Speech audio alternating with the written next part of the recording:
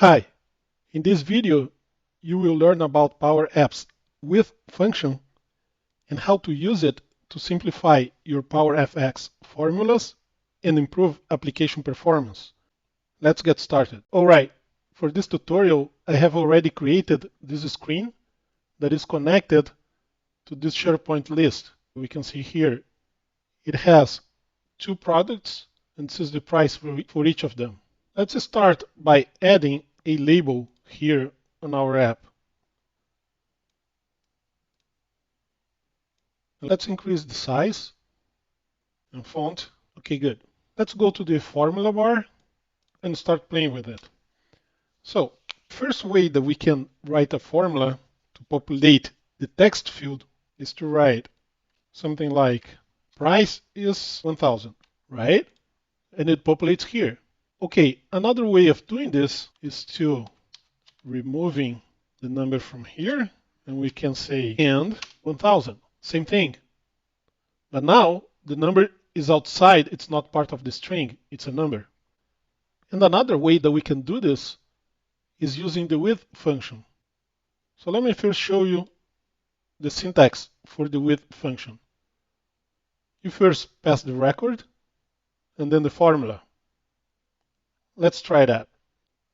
I'm going to click again on the label. Let's go here, move our current formula, and then let's do with, open and close parentheses. And inside the parentheses, let's start creating the first parameter, which is the record.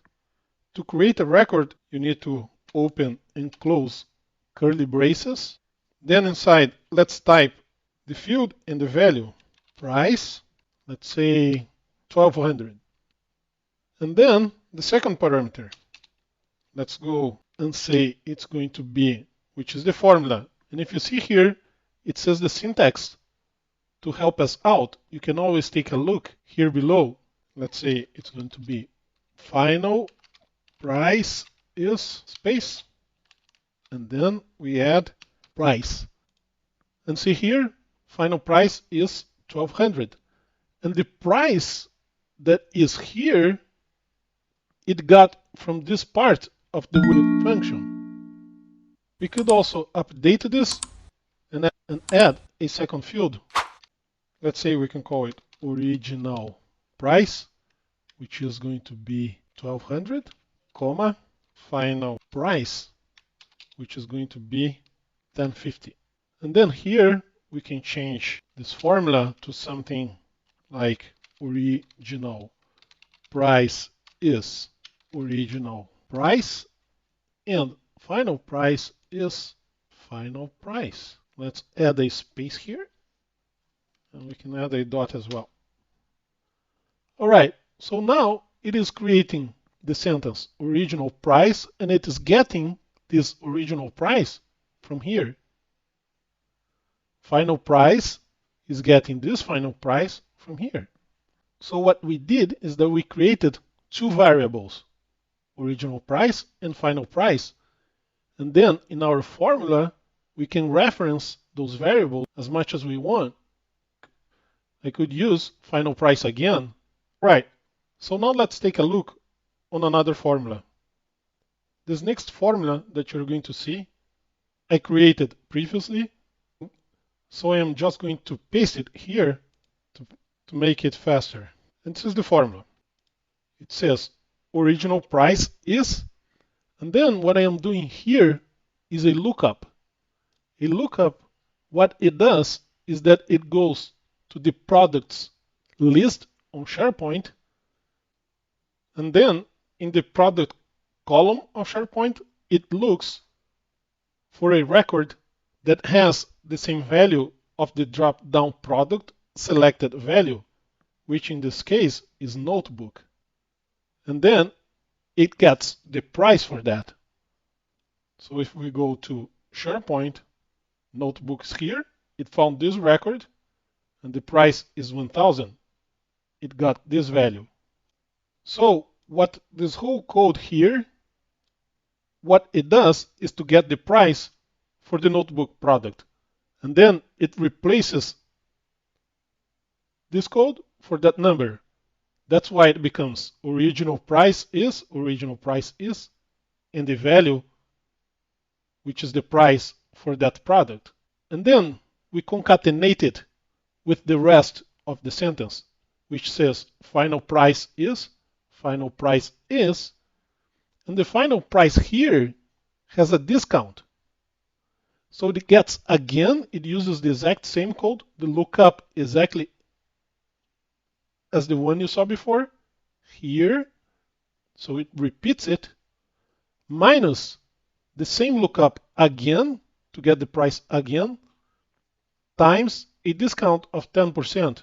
So what this does is that it will replace this part of the code to 1000 less 1000 times 0.1, which will be 100, and will give the discounted price of final price is 900.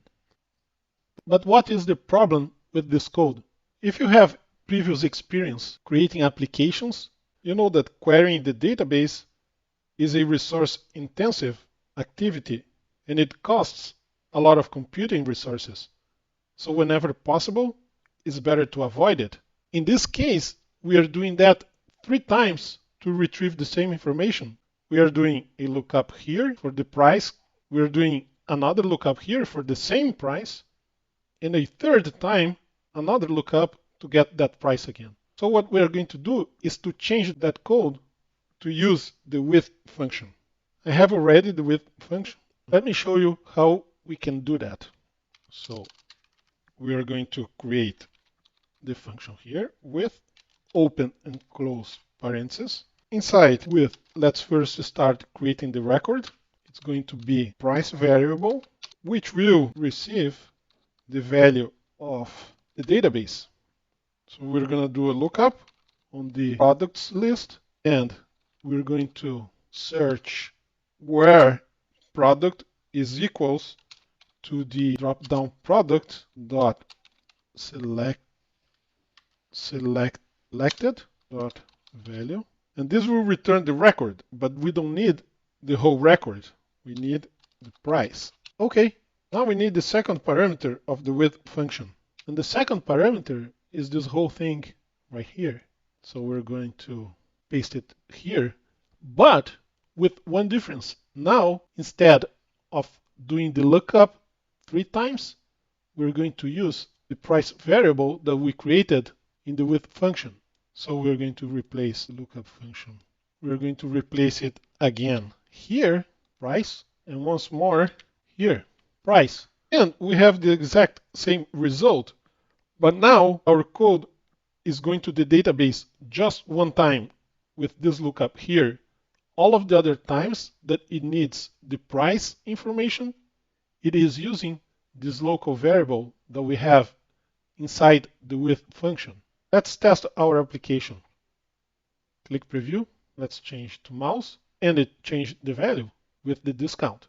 If you like the video, please click like, and if you want to learn more about Power Apps, click subscribe.